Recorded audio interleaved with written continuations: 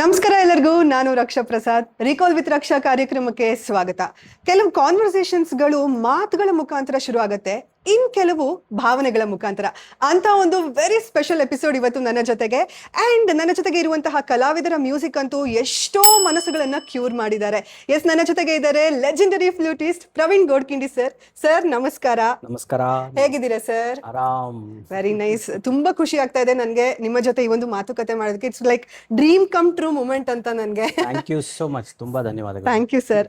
Wood you please bless us with ಒಂದು small raga to begin this journey sir? ಎಲ್ಲರಿಗೂ ಇಷ್ಟವಾಗಿರೋ ಆ ಟ್ಯೂನ್ ಅನ್ನೇ ನಿಮ್ಗೋಸ್ಕರ ನುಡಿಸ್ತೀನಿ.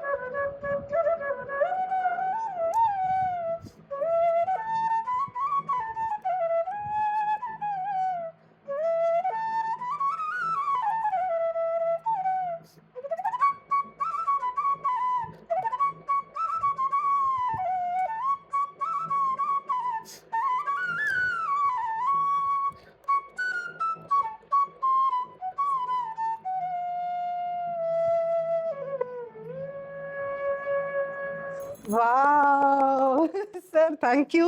Thank you. ತುಂಬಾ ಖುಷಿ ಆಯ್ತು. ಅಂಡ್ ಇದು ಎಷ್ಟೋ ಜನರಿಗೆ ಪ್ರವೀಣ್ ಗೋಡ್ಕಿಂಡಿ ಸರ್ ಅಂತಂದ್ರೆ ಫಸ್ಟ್ ನೆನಪಾಗದೆ ಈ ಟ್ಯೂನು. ಅದೆಷ್ಟೋ ವೆಡ್ಡಿಂಗ್ ಗಳಲ್ಲಿ, ಆಲ್ಬಮ್ಗಳಲ್ಲಿ, ವಿಡಿಯೋಗಳಲ್ಲಿ ನಿಮ್ದೇ ಒಂದು ಟ್ಯೂನ್ ಇದ್ದೇ ಇರುತ್ತೆ ನಿಜ. ಸರ್. ಈ ಟ್ಯೂನ್ ಹಿಂದೆ ಇರುವಂತ ಒಂದು ಸ್ಟೋರಿ ಸಣ್ಣದಾಗಿ ಹೇಳ್ಬೋದಾ? ಹೇಗೆ ಇದಾಯ್ತು ಅಂತ? ಆಕ್ಚುಲಿ ಈ ಟ್ಯೂನ್ ಅನ್ನ ನಾನು ಯೋಚನೆ ಮಾಡಿದ್ದು ನಾನು ಕಾಲೇಜಲ್ಲಿ ಇದ್ದಾಗ. ಓಕೆ. ಸುಮ್ನೆ ಒಂದು ಫ್ಯೂಷನ್ ತರ ಇರ್ಲಿ, ಹಿಂದೂಸ್ತಾನಿನೂ ಕೇಳಬೇಕು, ಸ್ವಲ್ಪ ಕರ್ನಾಟಿಕ್ ಸ್ಟೈಲು ಅನ್ನಿಸ್ಬೇಕು, ಇರ್ಬೇಕು, ಹಾ. ಪ್ಲಸ್ ಕಾಂಟೆಂಪ್ರರಿ ಇರಬೇಕು ಅಂತ ಯೋಚನೆ ಮಾಡಿದ್ದೆ. ಅದು ಹಾಗೆ ಇತ್ತು. ಆಮೇಲೆ ನನ್ನ ಫ್ರೆಂಡ್ಸ್ ಒಂದಿಬ್ರು ಯಾರು ಅದಕ್ಕೆ ಸಾಹಿತ್ಯ ಕೂಡ ಬರೆದಿದ್ರು, ಅದು ಮರ್ತೋಗಿದೆ ಅಫ್ಕೋರ್ಸ್. ಓಕೆ. ಅದು ಎಷ್ಟೋ ವರ್ಷ ಮನ್ಸಲ್ಲಿ ಹಾಗೆ ಇಟ್ಕೊಂಡಿದ್ದೆ. ಈ ಕದ್ರಿ ಗೋಪಾಲ್ನಾಥ್ ಅವ್ರ ಜೊತೆ ಜುಗಲ್ಬಂದಿ ಅನ್ನೋ ಒಂದು ಕಾನ್ಸೆಪ್ಟ್ ಬಂದಾಗ ಇದು ನನಗೆ ಮತ್ತೆ ಇದನ್ನ ಟ್ರೈ ಮಾಡಿದ್ರೆ ಹೇಗಿರುತ್ತೆ, ಯಾಕಂದ್ರೆ ನಾನು ಹಿಂದೂಸ್ತಾನಿ ಫ್ಲೂಟಿಸ್ಟು, ಅವರು ಕರ್ನಾಟಕ ಲೆಜೆಂಡ್. ಕರೆಕ್ಟ್. ಸೊ ನಮ್ಮಿಬ್ಬರ ವಾದ್ಯಗಳಲ್ಲಿ ಇದು ಬಂದ್ರೆ ಚೆನ್ನಾಗಿರಬಹುದೇನೋ ಅಂತ ಟ್ರೈ ಮಾಡಿದ್ವಿ. ಬಟ್ ಇಷ್ಟೊಂದು ಹ್ಯೂಜ್ ಹಿಟ್ ಆಗತ್ತೆ, ಅದು ಒಂಥರ ಒಂದು ಹಿಸ್ಟ್ರಿನೇ ಕ್ರಿಯೇಟ್ ಮಾಡುತ್ತೆ ಅಂತ ನಾನಂತೂ ಅನ್ಕೊಂಡಿರ್ಲಿಲ್ಲ. ಸೊ ಅದು ಕೆಲವು ಸಮಯದಲ್ಲಿ ಆ ಸ್ವರಗಳ ಸ್ಥಾನ ಆ ಸಮಯಕ್ಕೆ ತಕ್ಕ ಹಾಗೆ ಸೇರ್ಕೊಂಡಾಗ ಇಟ್ ಕ್ರಿಯೇಟ್ಸ್ ಮ್ಯಾಜಿಕ್ ಅಂತಾರಲ್ಲ, ಹಾಗಾಗಿದೆ. Very nice sir. ಅಂದ್ರೆ ಬಿಗಿನ್ ವಿತ್ ದ ಜರ್ನಿ, ನಿಮ್ಮ ಒಂದು ರೀಕಾಲಿಂಗ್ ಮೆಮೊರೀಸ್ ಗಳನ್ನ ಮೆಲಕ್ ಹಾಕೋದಾದ್ರೆ, you were born in a musical family. ನಿಮ್ ತಂದೆಯವರು ನಿಮ್ಮ ಗುರುಗಳು. ಸೊ ನಿಮಗೆ ಅದು ಎಷ್ಟು ಇಂಪ್ಯಾಕ್ಟ್ಫುಲ್ ಆಗಿತ್ತು ಸರ್? ಹೇಗೆ ನೀವು ಲೈಕ್ ಓಕೆ ನಾನು ಈ ಒಂದು ಮ್ಯೂಸಿಕ್ ಫ್ಯಾಮಿಲಿನಲ್ಲಿ ಇದೀನಿ ಅಂತಂದಾಗ ಇಟ್ ವುಡ್ ಬಿ ಲೈಕ್ ಅವಾಗ್ಲೇ ಡಿಸೈಡ್ ಮಾಡಿರ್ತಾರೆ ಇವರು ಕೂಡ ಮ್ಯೂಸಿಕ್ ಅಲ್ಲೇ ಕಂಟಿನ್ಯೂ ಆಗ್ಬೇಕು ಅಂತ, ಆತರ ಏನಾದ್ರು ಇತ್ತಾ ಅಂತ? ಅಂದ್ರೆ ನಿಜ ಹೇಳ್ಬೇಕು ಅಂದ್ರೆ, ನಾನು ನಮ್ಮ ತಾಯಿ ಹೊಟ್ಟೆಯಲ್ಲಿ ಇದ್ದಾಗ್ಲೇನೆ ಸಂಗೀತದ ಒಂದು ಸುಳಿಯಲ್ಲಿ ಸಿಕ್ಕಾಕೊಂಡಿದ್ದೆ. ಅಂದ್ರೆ I really enjoyed. I think so, because ನಾನು 3ನೇ ವಯಸ್ಸಿನಲ್ಲಿ ನಾನು ಕಲಿಕೆ ಪ್ರಾರಂಭ, ಕೊಳಲು ಕಲಿಯೋದನ್ನ ಶುರು ಮಾಡಿದ್ದೆ. ಅಂದ್ರೆ ನಾನು ಹುಟ್ಟಿದಾಗ್ಲಿಂದ ನಾನು ನೋಡಿದ್ದು, ನಮ್ಮ ತಂದೆ ಯಾವತ್ತೂ ಬೇರೆಯವ್ರ ಮಕ್ಕಳಿಗೆ ಸಂಗೀತ ಹೇಳ್ಕೊಡೋದಾಗ್ಲಿ, ಅಥವಾ ಅವ್ರು ಸ್ವತಃ ಕಂಪೋಸ್ ಮಾಡೋದಾಗ್ಲಿ, ಅವರು ಪ್ರಾಕ್ಟೀಸ್ ಮಾಡೋದಾಗ್ಲಿ, ಅವ್ರು ಒಳ್ಳೆ ಅದ್ಭುತವಾದ ಗಾಯಕರು, ಹಾರ್ಮೋನಿಯಂ ವಾದಕರು, ಜೊತೆಗೆ ಕೊಳಲ್ ವಾದಕರು. ಸೊ ಈ ಮೂರನ್ನು ಅವರು ಬೆಳಿಗ್ಗೆ ಆಫೀಸ್ಗೆ ಹೋಗಿ ಮುಂಚೆ ಪ್ರಾಕ್ಟೀಸ್ ಮಾಡೋರು. ಆಫೀಸಿಂದ ಬಂದ ಮೇಲೆ ರಾತ್ರಿ 10, 10:30, 11, ಕೆಲವು ಸತಿ 9:30 ರಾತ್ರಿ ಊಟ ಮಾಡಿ ಆಮೇಲೆ ಮೆಹಫಿಲ್ ಅಂತ ಕೂತ್ಕೊಳ್ಳೋರು, ಬೈಠಕ್ ಅಂತ. ಸೊ ಆ ರೀತಿಯ ಒಂದು ಶಾಸ್ತ್ರೀಯ ಸಂಗೀತದ ವಾತಾವರಣದಲ್ಲೇನೆ ನಾನು ಬೆಳೆದಿದ್ದು. ಹಾಗಾಗಿ music was in my jeans. ಆದರೆ ಆಗಿನ ಸಮಯದಲ್ಲಿ ನಮ್ಮ ತಂದೆ ಸ್ವತಃ ಒಬ್ಬ ಅದ್ಭುತವಾದ ಸಂಗೀತಗಾರ ಇದ್ರೂ ಬರೇ ಸಂಗೀತ ನಂಬ್ಕೊಂಡು ಜೀವನ ಮಾಡೋಕ್ಕಾಗಲ್ಲ ಅನ್ನೋ ಒಂದು ಯೋಚನೆ ಇತ್ತು. ಹಾಗಾಗಿ ಅವರು ವಿದ್ಯಾಭ್ಯಾಸದ ಕಡೆ ಗಮನ ಕೊಡು ಅಂತ ಹೇಳಿ ಸೈಮಲ್ಟೇನಿಯಸ್ಲಿ ಎರಡೂ ನಡೀತಾ ಇತ್ತು. So eventually I finish my engineering, B electrical and electronics. ಅದು ಮುಗಿಸಿ ಜಾಬ್ ಹುಡ್ಕೋಣ ಅಂತ ಬೆಂಗಳೂರಿಗೆ ಬಂದೆ 1995 ಅಲ್ಲಿ. ಸೊ ಇನ್ನೇನು ಯಾವುದೋ ಒಂದೆರಡು ಇಂಟರ್ವ್ಯೂ, ಮೋಟೋರೋಲಾ ಯಾವುದೋ ಒಂದೆರಡು ಕಂಪನಿಯಲ್ಲಿ ಇಂಟರ್ವ್ಯೂನು ಬಂದಿತ್ತು. So ಅಷ್ಟರಲ್ಲೇ ನನಗೆ ಈ ಸಿನಿಮಾ ಇದರಲ್ಲಿ ಸೆಷನ್ಸ್ ಮ್ಯೂಸಿಷಿಯನ್ ಅಂತ ಅಂದರೆ ಫಿಲ್ಮ್ ರೆಕಾರ್ಡಿಂಗ್ಸಿಗೆ ಕರೆಗಳು ಬರೋಕ್ಕೆ ಶುರು ಆಯಿತು. ಓಕೆ. ಆ ಸಮಯದಲ್ಲಿ ಇಲ್ಲಿ ಹಿಂದೂಸ್ತಾನಿ ಫ್ಲೂಟಿಸ್ಟ್ ಯಾರು ಜಾಸ್ತಿ ಇರಲಿಲ್ಲ, ಇರ್ಲಿಲ್ಲ. ಸೊ ಡಿಮಾಂಡ್ ಇತ್ತು. ಸೊ ಬಂದು ಒಂದೂವರೆ ತಿಂಗಳಲ್ಲೇ ಸಾಕಷ್ಟು ಹಣ ಗಳಿಸ್ದೆ. Then my father was confident, ಆಯಿತು ಇದನ್ನೇ ಮುಂದುವರಿಸ್ಬೋದು ನೀನು ಅಂತ. So then God has been kind, there is no looking back. Wow, very nice sir. ಅಂದ್ರೆ ನಿಮ್ ಫಾದರ್ ಹತ್ರ ಅಂದ್ರೆ ನಿಮ್ಮ ತಂದೆ ಹತ್ರ ನೀವು how different it was learning music? ಅಂದ್ರೆ ಅವ್ರ ಹತ್ರ ಅಂದ್ರೆ ವಾಸ್ ಈ ವೆರಿ ಸ್ಟ್ರಿಕ್ಟ್, ನಾನು ಹೇಳ್ಕೊಟ್ಟಂಗೆ ನೀನ್ ಕಲಿಬೇಕು ಆ ತರ ಏನಾದ್ರು ತುಂಬಾ ಸ್ಟ್ರಿಕ್ಟ್ ಆಗಿ ಇದ್ರಾ ನಿಮ್ ಜೊತೆ ಅಂತ? ಇನಿಷಿಯಲಿ ಚೈಲ್ಡ್ಹುಡ್ ಅಲ್ಲಿ ನಾನು ಪ್ರೈಮರಿ ಎಜುಕೇಶನ್ ಎಲ್ಲ ಇದ್ದಾಗ ಅಷ್ಟೊಂದು ಸ್ಟ್ರಿಕ್ಟ್ ಇರಲಿಲ್ಲ, because I myself use to enjoy ಕೊಳಲ್ ನುಡ್ಸೋದು. ಅಂಡ್ ಯುನೋ ಎಲ್ಲ ಮಕ್ಕಳಿಗೂ ಇರುತ್ತಲ್ಲ, ಅವ್ರಿಗೇನೋ ಒಂದು ಸ್ಪೆಷಲ್ ಒಂದು ಕ್ವಾಲಿಟಿ ಇದೆ ಅಂದ ತಕ್ಷಣ they would want to present it. In fact ನಾನು ನನ್ನ ಕೊಳಲನ್ನ ನನ್ನ ಸ್ಕೂಲ್ ಬ್ಯಾಗಲ್ಲಿ ಇಟ್ಕೊಂಡು ಸ್ಕೂಲ್ಗೆಲ್ಲ ಹೋಗ್ತಾ ಇದ್ದೆ, basically to impress my principal and class teachers. So ಆ ಥರ. ಆ್ಯಂಡ್ ಮನೆಗೆ ಬಂದ ತಕ್ಷಣ ಈಗಪ್ಪ ಬೇರೆಯವ್ರಿಗೆ ಹೇಳ್ಕೊಡ್ಬೇಕಾದ್ರೆ ಯಾವುದೋ ಒಂದು ಸಂಗತಿ ಆ ಮಕ್ಕಳಿಗೆ ನುಡ್ಸೋಕ್ಕಾಗಿಲ್ಲ ಅಂದ ತಕ್ಷಣ ಫ್ಲೂಟ್ ತೊಗೊಂಡ್ಬಂದು ಅದನ್ನ ನುಡ್ಸ್ಬಿಟ್ಟು ತೋರಿಸೋದು. ಆಮೇಲೆ ನಮ್ಮ ತಂದೆನೂ ಚಿಕ್ಕ ಚಿಕ್ಕ ಹೋಮ್ವರ್ಕ್ಸ್ ಎಲ್ಲ ಕೊಡೋರು, ಈ ಥರ ಒಂದು ಕಂಪೋಸಿಷನ್ ಇದೆ, ಇದನ್ನ ಪ್ರಾಕ್ಟೀಸ್ ಮಾಡು, ಇದನ್ನ 3 ಸ್ಪೀಡ್ಸಲ್ಲಿ ನುಡ್ಸು ಅಂತ ಅವರು ಕೊಟ್ಟು ನಾಳೆ ನೀನು ತೋರಿಸ್ಬೇಕು ಅಂತ. ಸೊ ಆ ಥರ ಚಿಕ್ಕ ಚಿಕ್ಕ ಇದರಲ್ಲಿ ಕೊಡ್ತಾ ಎಕ್ಸಾಮಿನೇಷನ್ಸ್ ಥರ ಇರೋದು. So it was always fun. ನಮ್ಮ ತಂದೆ ಈ ವಾಸ್ ವೆರಿ ಕೂಲ್. ಆ ಥರ ಸ್ಟ್ರಿಕ್ಟ್ ಆಗಿ ಗಂಟೆಗಟ್ಟಲೆ ಪ್ರಾಕ್ಟೀಸ್ ಮಾಡಬೇಕು ಅಂದ್ರೆ ಮೊದಲಿಂದ ಏನೇ ಆ ಥರ ಇರಲಿಲ್ಲ. ಬಟ್ ಒಂದು ಹಂತಕ್ಕೆ ಬಂದ ಮೇಲೆ ವೆನ್ ಐ ವಾಸ್ ಲೈಕ್ 15-16 ಆ ಟೈಮಲ್ಲಿ, ಅವಾಗ ಶಾಸ್ತ್ರೋಕ್ತವಾಗಿ ದೊಡ್ಡ ಕೊಳಲು ಅಂದರೆ ಬಾನ್ಸುರಿ, ಅಲ್ಲಿವರೆಗೂ ನಾನು ಚಿಕ್ಕ ಕೊಳಲಲ್ಲೇ ನುಡಿಸ್ತಾ ಇದ್ದೆ. ಸೊ ಅಲ್ಲಿಂದ ಅದು ಇಟ್ ಬಿಕೇಮ್ ಏನೋ ಒಂದು ರಿಲಿಜಿಯಸ್ ಆಗಿ ಬೆಳಿಗ್ಗೆ ಒಂದು 2 hours, ಸಾಯಂಕಾಲ 2 hours ವಿದೌಟ್ ಎನಿ ಎಕ್ಸ್ಕ್ಯೂಸ್ ನುಡಿಸ್ಲೇಬೇಕು ಅಂತ. ಅದು ಮಿನಿಮಮ್ 4 hours ಇರೋದು, ಕೆಲವು ಸತಿ 6 ಗಂಟೆ, 7 hours 8 hours ಹಿಂಗೂ ಆಗೋದು. ಸ್ಯಾಟರ್ಡೆ ಸಂಡೇ ಬಂತು ಅಂದ್ರೆ ಗಂಟೆಗಟ್ಟಲೆ ಕೂತಿರ್ತಿದ್ವಿ. ಸೊ 2 ವರ್ಷ ಅವ್ರು 2 ರಾಗಗಳನ್ನ ನಾನು ಹೇಳ್ಕೊಟ್ಟಿದ್ದು. ಬೆಳಗಿನ ರಾಗ ಒಂದು ತೋಡಿ ಅಂತ ಹಿಂದೂಸ್ತಾನಿದು, ಕರ್ನಾಟಕದಲ್ಲಿ ಶುಭ ಪಂತುವರಾಳಿ ಅಂತಾರೆ, ಅದು. ಸಾಯಂಕಾಲ ಯಮನ್ ಕಲ್ಯಾಣಿ. ಸೊ ಈ 2 ರಾಗಗಳನ್ನ 2 ವರ್ಷ, ಅಂದ್ರೆ ಅದು ಇನ್ ಡೆಪ್ತ್ ಕ್ಲಾಸಿಕಲ್ ಮ್ಯೂಸಿಕ್ ಆಲಾಪನೆ ಅಂದ್ರೆ ಹೇಗೆ, ಅದರಲ್ಲಿ ಏನು ವಿಶೇಷತೆ ಇದೆ, ರಾಗದ ಭಾವ ಹೇಗೆ ತರೆಯೋದು, ಇದು. ಸೊ ಆವಾಗ ಒಂದು ಸ್ವಲ್ಪ ಒಂದು ರಿಜಿಮ್ ಥರ ಇತ್ತು ಅದು ಒಂದ್ಸತಿ. ಆಮೇಲೆ ನನ್ನ ಇನ್ವಾಲ್ವ್ಮೆಂಟ್ ಜಾಸ್ತಿ ಆಗ್ತಿದ್ದಂಗೆ ದೆನ್ ನಾನೇ ಕಟ್ಪಾಡು ಹಾಕ್ಕೊಂಡು ಮ್ಯಾಕ್ಸಿಮಮ್ ಟೈಮ್ ಫ್ಲೂಟ್ ಜೊತೆ ಸ್ಪೆಂಡ್ ಮಾಡಕ್ ಶುರು ಮಾಡ್ತೀನಿ. Very nice sir. ಅಂದ್ರೆ ಈಗ ಮನೆಯಲ್ಲಿ ತಂದೆ ತಾಯಂದ್ರು ಅವ್ರ ಮಕ್ಳಿಗೆ ಏನೋ ಒಂದು ಹೊಸದಾಗಿ ಕಲಿಸ್ತಾ ಇರ್ತಾರೆ ಅಂತ ಅಂದಾಗ, ಗೆಸ್ಟ್ ಗಳು ಬಂದ್ರೆ ಅವ್ರ ಮುಂದೆ ಕೂಡಿಸ್ಬಿಟ್ಟು ಈಗ ಹಾಡೋದಂದ್ರೆ ಹಾಡು ಅಂತ ಹೇಳ್ತಾರೆ, ಅಥವಾ ಈ ತರ ಫ್ಲೂಟ್ ಅಂತ ಆ ತರ ನಿಮಗ್ ಮಾಡಿದಾಗ ನೀವು without any hesitation you are sitting and ನೀವು ಫ್ಲೂಟ್ ನುಡಿಸ್ತಾ ಇದ್ರಾ? You are very happy? I was very happy to perform. ಅಂದ್ರೆ ಮೊದಲಿಂದಾನು ಫಸ್ಟ್ ಕಾನ್ಸರ್ಟ್ ನಾನು ಕೊಟ್ಟಿದ್ದು when I was around 6.5-7 years ಏನೋ, ಫಸ್ಟ್ ಪಬ್ಲಿಕ್ ಕಾನ್ಸರ್ಟ್. ಅವಾಗಿಂದ ಆ ಅಪಲಾಸ್ ತಗೊಳ್ಳೋದು, ಆ ಚಪ್ಪಾಳೆ ತಗೊಳ್ಳೋದು, ಜೊತೆಗೆ ಪ್ರೋಗ್ರಾಮ್ ಮುಗಿದ್ಮೇಲೆ ಅವಾಗಿನ ಟೈಮ್ ನಲ್ಲಿ ನಮಗೆ ನಮ್ ತಂದೆ ಆಗ್ಲಿ ಅಥವಾ ನಮ್ಮ ತಾತ, ನಮ್ಮ ಅಜ್ಜ ಆಗ್ಲಿ, ಅವರು ಒಂದು ಚಾಕ್ಲೇಟ್, ಆ ಚಾಕ್ಲೇಟ್ಗೋಸ್ಕರ ನುಡಿಸ್ತಾ ಇದ್ರು. ಸೊ ಅವಾಗ್ಲಿಂದನು ಆ ಜನರನ್ನ ಸಂತೋಷ ಪಡಿಸ್ಬೇಕು ಅನ್ನೋ ಒಂದು ಉತ್ಕಟವಾದ ಒಂದು ಆಸೆ ಅವಾಗ್ಲಿಂದೂ ಇದೆ, ಇವಾಗ್ಲೂ ಇದೆ. Very nice sir. ಸರ್, ನಿಮಗೆ ಯಾವಾಗಾದ್ರೂ ಈ ಫ್ಲೂಟ್ ನುಡಿಸ್ಬೇಕಾದ್ರೆ do you even first time ಅಲ್ಲಿ do you remember that tired ಆಗಿರೋದು ಅಥವಾ ಸಾಕು ಅಂತ ಗಿವ್ ಅಪ್ ಮಾಡಿರೋಂತ ಸಿಚುಯೇಷನ್ಸ್ ಗಳೇನಾದ್ರೂ ಬಂದಿದ್ದಿತ್ತಾ? ಸುಮಾರು ಸತಿ ಆತರ ಅನಿಸ್ತಾ ಇತ್ತು. ಈಗ ನಮ್ಮ ತಂದೆ ಏನೋ ಒಂದು ಬಹಳ ಗಂಭೀರವಾದ ವಿಷಯ ಹೇಳ್ಕೊಟ್ಟು ಹೋದಾಗ ಅದು ಎಷ್ಟೋ ಗಂಟೆಗಟ್ಟಲೆ ಪ್ರಾಕ್ಟೀಸ್ ಮಾಡಿದ್ರು ಅವ್ರು ನುಡ್ಸಂಗ್ ನಂಗೆ ಬರ್ತಾ ಇಲ್ಲಲ್ಲ ಅಂತ ಬೇಜಾರಾಗೋದು, ಅವಾಗ ಇರಿಟೇಟ್ ಆಗೋದು. ಅದು ನಮ್ಮ ತಂದೆ ಒಂದು ಫಾರ್ಮುಲಾ ಹೇಳಿದ್ರು, ನೀನ್ ತುಂಬಾ ಹೊತ್ತು ನುಡ್ಸದ್ ಮೇಲೂ ನಿನಗೆ ಅದು ಕೈಗೆ ಒದಗ್ಲಿಲ್ಲ ಅಂದ್ರೆ ಸ್ವಲ್ಪ ಹೊತ್ತು ಬಿಟ್ಬಿಡು, ಡೂ ಸಮಥಿಂಗ್ ಎಲ್ಸ್, ಹೋಮ್ವರ್ಕ್ ಮಾಡು, ಕ್ರಿಕೆಟ್ ಆಡು, ಏನ್ ಬೇಕಾದ್ರೂ ಮಾಡು, ಮತ್ತೆ ವಾಪಸ್ ಬಾ, ದೆನ್ ಸಿಟ್ ಅಗೇನ್ ಮಾಡು, ಸಿಗತ್ತೆ, ಬರುತ್ತೆ ಅದು. ಅವ್ರದ್ದು ಒಂದು ಪ್ರಿನ್ಸಿಪಲ್, ಒಂದು ಫಂಡ ಇತ್ತು, ಜಗತ್ನಲ್ಲಿ ಬೇರೆ ಯಾರು ಅದನ್ನ ಮಾಡಿದಾರ ಅಂದ್ರೆ ನಿನಗೂ ಆಗ್ಲೇಬೇಕು, ಅದು ನಿನಗಾಗಲ್ಲ ಅಂತಿಲ್ಲ. If somebody has done it, if I have done it, you should be able to do it ಅನ್ನೋ ಒಂದು ಫಾರ್ಮುಲಾ ಹೇಳ್ತಿದ್ರು. ಸೊ ಅದೇ ಒಂದು ಸ್ಫೂರ್ತಿ ಇರೋದು ನನಗೆ. ಸೊ ದೆನ್ ಅದಕ್ಕಿಂತ ಬೇರೆಯವರು ಮಾಡದೇ ಇರೋದನ್ನ ಮಾಡೋದನ್ನು ಕೂಡ ಅವರೇ ಹೇಳ್ಕೊಟ್ಟಿದ್ದು, ಯು ಶುಡ್ ಥಿಂಕ್ ಡಿಫ್ರೆಂಟ್ಲಿ ಅಂತನೂ. ಸೊ ಈ ತರದ ಪ್ರಿನ್ಸಿಪಲ್ಸ್ ಎಲ್ಲ ಹೇಳ್ತಾ ಅವ್ರು ನನ್ನನ್ನ ಕಲಿಸಿದ್ದು. ಸೊ ಇಟ್ ವಾಸ್ ಕೆಲವು ಒಕೇಶನ್ಸ್ ಅಲ್ಲಿ ಸಾಕಪ್ಪ ಇದು ಫ್ಲೂಟ್ ಏನ್ ಕೈಗೆ ಒದಗ್ತಾ ಇಲ್ಲ ಅಂತ ಅನ್ಸಿರೋದಿದೆ. ಡೆಫಿನೆಟ್ಲಿ. ಸರ್ ಯಾವ ಟೈಮ್ ನಲ್ಲಿ ನಿಮ್ಗೆ ರಿಯಲೈಸ್ ಆಯ್ತು that this is my path ಅಂತ? ಅಂದ್ರೆ ಯು ಟೋಲ್ಡ್ ನೀವು ಇಂಜಿನಿಯರಿಂಗ್ ಮುಗಿಸಿದ್ರಿ, ನೀವು ಒಂದು ಕೆಲಸ ಹುಡುಕೊಂಡು ಬಂದಿದ್ರಿ ಅಂತ, ಬಟ್ ಅದಕ್ಕೂ ಮುಂಚೆನೆ ನಿಮ್ಗೆಲ್ಲೋ ಅನ್ಸಿರುತ್ತೆ ದಟ್ ನನ್ನ ಪಾತ್ ನಾನು ಇದೇ ದಾರಿನಲ್ಲಿ ಹೋದ್ರೆ ಐ ವಿಲ್ ಸೆಟಲ್ ಅನ್ನೋದು ನಿಮಗೆ ಅನ್ಸಿದುಂಟಾ ಸರ್? ಯಾವ ಟೈಮ್ ನಲ್ಲಿ? ನಾನು 11th and 12th ನಾನು ದಿಲ್ಲಿಯಲ್ಲಿ ಮಾಡಿದ್ದು. ಓಕೆ. ಸೊ ದಿಲ್ಲಿಯಲ್ಲಿ ನಾನು ಅದು ಏನೋ ಫೌಂಡೇಶನ್ ಪೀರಿಯಡ್ ಅಲ್ವಾ, ಸೊ ಆ ಟೈಮಲ್ಲೇ ನನಗೆ ಒಂದೆರಡು ರೆಕಾರ್ಡಿಂಗ್ಗಳನ್ನ ನುಡಿಸಿದ್ದೆ ನಾನು. So commercial recording. ಸೊ ಆ ಸ್ಟುಡಿಯೋ ವಾತಾವರಣ, ಆ ಮ್ಯೂಸಿಕ್ ಬರ್ಕೊಳ್ಳೋದು, ಬೇರೆಯವರೊಬ್ರು ಕಂಡಕ್ಟ್ ಮಾಡ್ಬೇಕಾದ್ರೆ ಆ ಪೀಸಸ್ ಅನ್ನ ನುಡಿಸೋದು, I use to enjoy it. So ಎಲ್ಲೋ ಒಂದ್ ಕಡೆ ನನಗೆ ಅನಿಸ್ತು, ನಾನು ಇನ್ಫ್ಯಾಕ್ಟ್ ನಮ್ಮ ತಂದೆ ತಾಯಿಗೂ ಹೇಳಿದೆ, ಅವ್ರಿಗೆ ಮಂಗಳೂರಿಗೆ ಟ್ರಾನ್ಸ್ಫರ್ ಆಯ್ತು. ಸೊ ಐ ಸೆಡ್ ನೀವು ಹೋಗಿ, ನಾನು ಇಲ್ಲೇ ದಿಲ್ಲಿಯಲ್ಲೇ ಇರ್ತೀನಿ, I would love to play for recordings ಆ ಥರ ಆಯ್ತಾ. ಐ ಸೆಡ್ ನೋ, ನೀನು ಫಸ್ಟ್ ನೀನು ಡಿಗ್ರಿ ಮುಗಿಸ್ಬೇಕು, ನಮ್ಮ ಜೊತೆ ಬಾ ಅಂತ. ಸೊ ಆ ಟೈಮಲ್ಲೇ ನನಗೊಂದು ಸ್ಪಾರ್ಕ್ ಇತ್ತು, I think I am as good as anybody in the commercial arena ಅಂತ.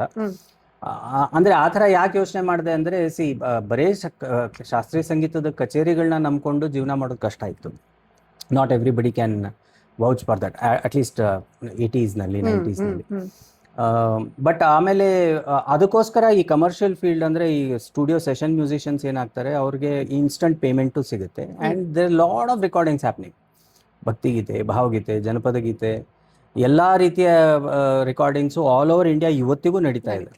ಅವಾಗಂತೂ ತುಂಬಾ ಅದು ಪೀಕಲ್ಲಿತ್ತು, ಬಿಕಾಸ್ ಕ್ಯಾಸೆಟ್ಸು, CDs ಎಲ್ಲ ಪರ್ಚೇಸ್ ಮಾಡೋರು ಜನ.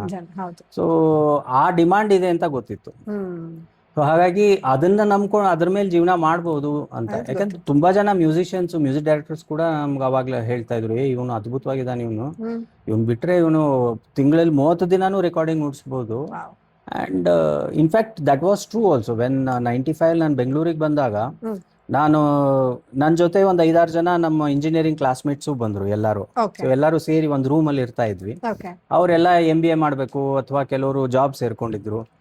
ಸೊ ನನಗೆ ಬರೋ ಸಂಬಳ ಏನಿರ್ತಿತ್ತು ಬರೀ ಮ್ಯೂಸಿಕ್ ಮಾಡೋದು, it was much higher Dhan an engineer ಆ ಟೈಮಲ್ಲಿ.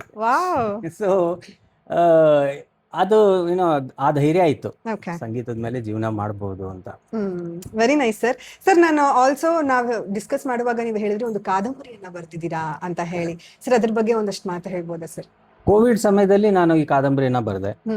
ನನಗೆ ಅನೇಕ ವರ್ಷದ ನನ್ನ ಎಕ್ಸ್ಪೀರಿಯನ್ಸು, ಆಮೇಲೆ ನಮ್ಮ ತಂದೆಯವರು ಹೇಳ್ಕೊಟ್ಟ ಅವ್ರ ಎಕ್ಸ್ಪೀರಿಯನ್ಸ್ಗಳು, ಆಮೇಲೆ ಅನೇಕ ಜನ ಲೆಜೆಂಡರಿ ಹಿಂದೂಸ್ತಾನಿ ಮ್ಯೂಸಿಷಿಯನ್ಸ್ ಜೊತೆ ಒಡನಾಟ.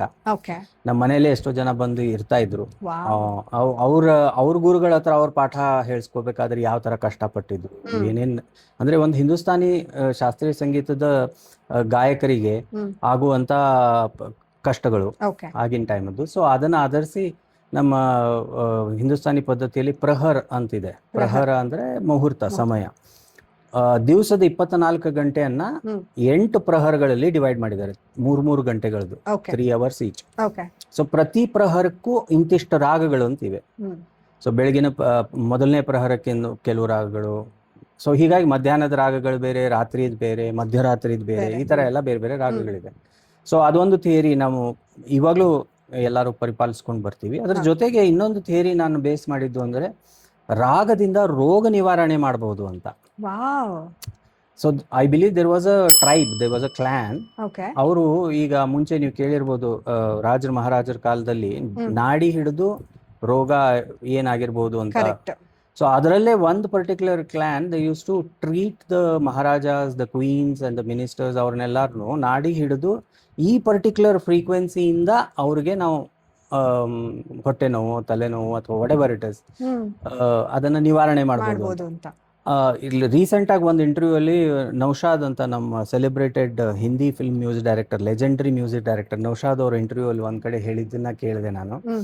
ಅವರು ಏನ್ ಹೇಳಿದ್ದಾರೆ ಅಂದ್ರೆ, ಈ ಕ್ಲಾನ್, ಈ ತರದ್ ಒಂದು ಟ್ರೈಬ್ ಏನಿತ್ತು, ಅವರು ಈಗ ನಮ್ಮ ದೇಹದಲ್ಲಿ ಚಕ್ರ ಇದೆಯಲ್ಲ, ಬೇರೆ ಬೇರೆ 7 ಚಕ್ರಗಳು. ಸೊ ಪ್ರತಿ ಚಕ್ರನು ಬೇರೆ ಬೇರೆ ಭಾಗದಲ್ಲಿ, ನಮ್ಮ ದೇಹದ ಭಾಗಕ್ಕೆ ಸಂಬಂಧಪಟ್ಟ ಹಾಗೆ ಚಕ್ರಗಳಿದೆ. ಪ್ರತಿಯೊಂದು ಚಕ್ರಕ್ಕೂ ಸಂಬಂಧಪಟ್ಟ ಹಾಗೆ ಆ ಸಾ ವಾದಿ ಇರೋದು, ರೇ ವಾದಿ ಇರೋದು, ಗ ವಾದಿ ಸಂವಾದಿ ಇರೋದು, ಈ ತರ ಆ ಭಾಗಕ್ಕೆ ಸಂಬಂಧಪಟ್ಟ ಹಾಗೆ ರಾಗಗಳನ್ನ, ಯಾವ್ದ್ರಲ್ಲಿ ವಾದಿ ಸಂವಾದಿ ಆ ಚಕ್ರಕ್ಕೆ ಸಂಬಂಧಪಟ್ಟಾಗಿದೆ, ಅದನ್ನ ಹಾಡಿದಾಗ ಆ ರೋಗ ನಿವಾರಣೆ ಆಗತ್ತೆ ಅನ್ನುವಂತ ಒಂದು ಥಿಯರಿ ಇತ್ತಂತೆ. ವಾವ್ ಸೊ ಈ ಥಿಯರಿ, ಇವೆರಡೂ ಥಿಯರಿ ಇಟ್ಕೊಂಡು ನಾನು ಪ್ರಹರ ಹಾಡುವ ಗಡಿಯಾರ ಅಂತ. ವಾವ್ ಅಂದ್ರೆ ಒಬ್ಬ ಕಲಾವಿದ 60ರ ದಶಕದಲ್ಲಿ ನಡೆಯುವಂತ ಕಥೆ ಇದು. ಹ್ಮ್ ಒಂದು ಚಿಕ್ಕ ಹಳ್ಳಿ ನಮ್ಮ ಧಾರವಾಡದ ಹತ್ರ ಸವದತ್ತಿ ಅಂತ, ಅಲ್ಲಿ ಇರುವಂತ ಒಬ್ಬ ಗಾಯಕ. ಅವನು ಅದ್ಭುತವಾದ ಗಾಯಕ, ಇಡೀ ದೇಶದಲ್ಲಿ ಅವನಿಗೆ ಹೆಸರಿರುತ್ತೆ. ಹ್ಮ್ ಆದರೆ ಅವನು ಈ ಸಮಾಜದಲ್ಲಿ ಸುಸಂಸ್ಕೃತ ಸಮಾಜ ಕಟ್ಟುವಲ್ಲಿ ಸಂಗೀತಕ್ಕೆ ಬಹಳ ಒಂದು ಪ್ರಮುಖವಾದ ಒಂದು ಸ್ಥಾನ ಇರಬೇಕು ಅನ್ನೋ ಕಾರಣಕ್ಕಾಗಿ ಅವನು ತನ್ನ ಇಡೀ ಜೀವನವನ್ನು ಒಂದು ಗಡಿಯಾರ ಮಾಡೋದ್ರಲ್ಲಿ ತೊಡಗಿಸ್ಕೊಳ್ತಾರೆ. ಓಕೆ ಸೊ ಅವನ ಜೊತೆ ಜಮೀರ್ ಅಂತ ಒಬ್ಬ ವಾಚ್ ರಿಪೇರರ್, ಅವರಿಬ್ರು ಸೇರ್ಕೊಂಡು ಹಾಡುವ ಗಡಿಯಾರ ತಯಾರು ಮಾಡ್ತಾರೆ. ಆ ಸಮಯದಲ್ಲಿ ರೆಕಾರ್ಡಿಂಗ್ ಡಿವೈಸಸ್ ಇಲ್ದಿರೋ ಟೈಮ್ನಲ್ಲಿ. ಹಾ ಸೊ LP ರಿಕಾರ್ಡರ್ಸ್ ಇರ್ತಾ ಇತ್ತು ಅವಾಗ. ಸೊ ಒಂದು ಜೂಕ್ ಬಾಕ್ಸ್, ಅಂದ್ರೆ ಅದರಲ್ಲಿ ನೀವು ಕಾಯಿನ್ ಹಾಕಿದ ತಕ್ಷಣ ನಿಮ್ಗೆ ಬೇಕಿರೋ ಹಾಡು ಪ್ಲೇ ಆಗತ್ತೆ. ಆ ಜೂಕ್ ಬಾಕ್ಸ್ ಅವಾಗಿನ ಸಮಯದಲ್ಲಿ ನವಾಬ್ ಕೊಡ್ತಾನ ಅವ್ರಿಗೆ ಗಿಫ್ಟ್ ಅಂತ. ಸೊ ಅದನ್ನ ಒಂದು ವಾಲ್ ಕ್ಲಾಕ್ ಕನೆಕ್ಟ್ ಮಾಡಿ ಬೆಳಿಗ್ಗೆ 8 ಗಂಟೆ ಆದ ತಕ್ಷಣ 8 ಗಂಟೆಯ ರಾಗಗಳ ಹಾಡುತ್ತದು, 9 ಆದ ತಕ್ಷಣ 9 ಆಟೋಮೆಟಿಕ್ ಆಗಿ ಅದು ಹಾಡೋ ತರ ಒಂದು ಗಡಿಯಾರ ತಯಾರು ಮಾಡ್ತಾರೆ ಅಂತ ಒಂದು ಇಮ್ಯಾಜಿನೇಷನ್. ಸೊ ಆ ಮೆಕ್ಯಾನಿಕಲ್ ಎನರ್ಜಿನ ಇವರು ಎಲೆಕ್ಟ್ರಿಕಲ್ ಎನರ್ಜಿ ಕನ್ವರ್ಟ್ ಮಾಡಿ ಅದಾಗದೇನೆ LP ಹಾಡ್ಬೇಕದು. ಆಮೇಲೆ ಆ ರಾಗ ಮುಗಿದ ತಕ್ಷಣ LP ಚೇಂಜ್ ಆಗಿ ನೆಕ್ಸ್ಟ್ LP ಪ್ಲೇ ಆಗಬೇಕು. ಈ ಥರದ್ದು ಒಂದು ಅದ್ಭುತವಾದ ಮೆಕ್ಯಾನಿಸಮ್ ತಯಾರು ಮಾಡ್ತಾರೆ. ಅದನ್ನ ಹೇಗೆ ಮಾಡ್ತಾರೆ ಅನ್ನೋದು ಒಂದು ಪಾರ್ಟ್. ಕಾದಂಬರಿಯಲ್ಲಿ ಇನ್ನೊಂದು ಭಾಗದಲ್ಲಿ ಆ ಜೂಕ್ ಬಾಕ್ಸ್ ವಿತ್ ಕ್ಲಾಕ್ ಅನ್ನ ಒಬ್ಬ ಡಾಕ್ಟರ್ ರೋಗ ನಿವಾರಣೆಗೆ ಉಪಯೋಗಿಸ್ಬೇಕು ಅಂತ ನಿರ್ಧಾರ ಮಾಡ್ತಾನೆ. ಕೊಮೊಟೈಸ್ಡ್ ಪೇಷಂಟಿಗೆ ಆ ರಾಗಗಳನ್ನ ಕೇಳಿಸಿ ಯಾವುದೋ ಒಂದು ರಾಗಕ್ಕೆ ಅವನು ಸ್ಪಂದಿಸ್ತಾನೆ. ಅದು ನಿಜ ಕೂಡ. There are several examples. ಆ ಥರ ರೀಸೆಂಟ್ ಆಗಿ ಒಂದು ನ್ಯೂಸ್ ಅಲ್ಲೂ ಬಂದಿತ್ತು. ಅದು ಒಬ್ಬ ಪೇಷಂಟ್ ತುಂಬಾ ದಿವಸದಿಂದ ವೆಜಿಟೇಟಿವ್ ಸ್ಟೇಟ್ ನಲ್ಲಿ ಇದ್ದವನ್ಗೆ ವೈಲಿನ್ ರೆಕಾರ್ಡಿಂಗ್ ಕೇಳಿಸಿದಾಗ, ದರ್ಬಾರಿ ಕನ್ನಡ ರಾಗ ಕೇಳಿಸಿದಾಗ ಅವನ ಫಿಂಗರ್ ಮೂವ್ಮೆಂಟ್ಸ್ ಏನೋ ಆಯ್ತಂತೆ. So it has been documented also. So ಈ ತರದ ಅನೇಕ ಎಕ್ಸಾಂಪಲ್ಸ್ ಇದೆ. ಸೊ ರಾಗದಿಂದ ರೋಗ ನಿವಾರಣೆಯನ್ನು ಆ ಡಾಕ್ಟರು ಪ್ರಯತ್ನ ಪಡ್ತಿರ್ತಾನೆ.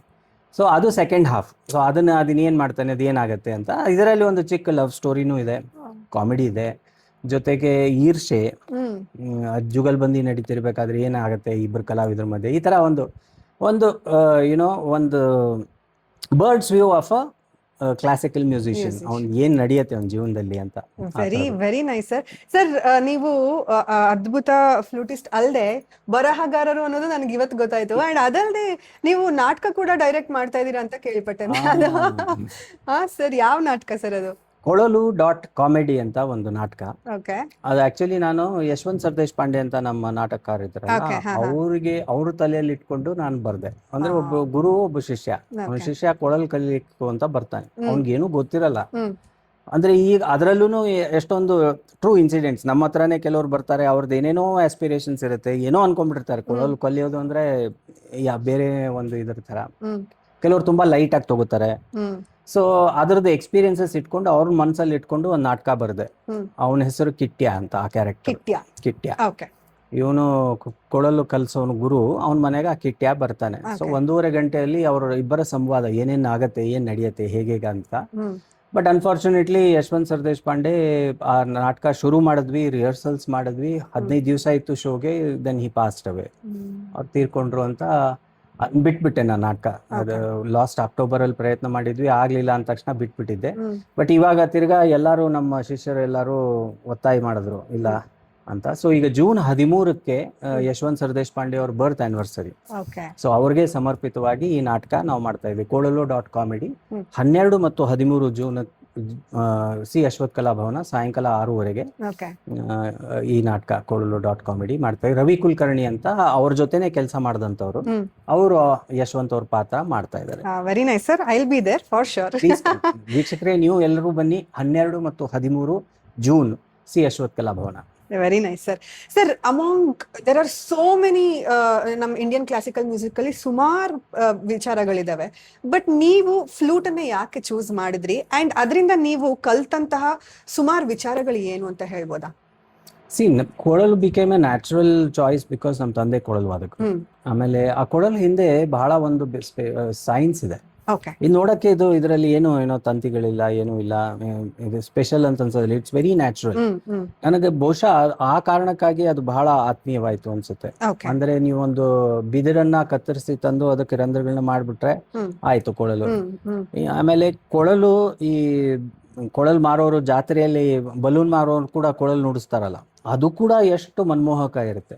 Everybody falls in love. ಯಾರೇ ನುಡಿಸಿದ್ರು ಅದು ಚೆನ್ನಾಗೇ ಕೇಳುತ್ತೆ. ಕರೆಕ್ಟ್. ಅದರಲ್ಲಿ ಗ್ರಾಮರ್ ಇದೆಯೋ ಇಲ್ಲೋ ಅದು ಬೇರೆ ಪ್ರಶ್ನೆ, ಬಟ್ ಆ ಕೊಳಲಿನ ನಾದ ಅದು ಆಕರ್ಷಣೆ ಮಾಡುತ್ತೆ. ಇದೇ ರೀತಿ ರಿಯಲ್ ಸ್ಟೋರೀಸ್ಗೋಸ್ಕರ ರಕ್ಷಾ ಪ್ರಸಾದ್ ಯೂಟ್ಯೂಬ್ ಚಾನೆಲ್ ನ ಸಬ್ಸ್ಕ್ರೈಬ್ ಮಾಡಿ.